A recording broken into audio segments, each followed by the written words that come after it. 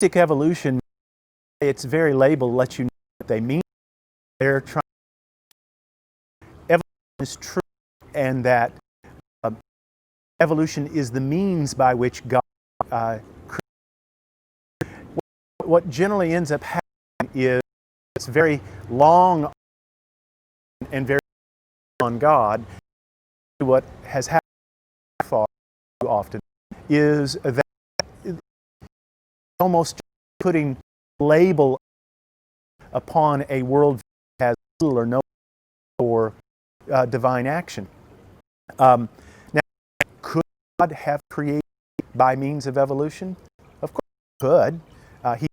God can do what he wants. The question is this the way that, and is this the way that he's revealed?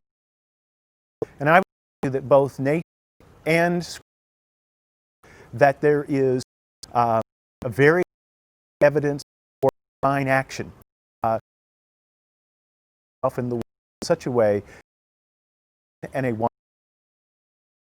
In other words, what we would the Bible culture itself shows evidence that God has moved this world in a miraculous way. So therefore, I do not think that theistic evolution nor the best for what we see. To understand why to embrace theistic evolution, I think the wisest course of action.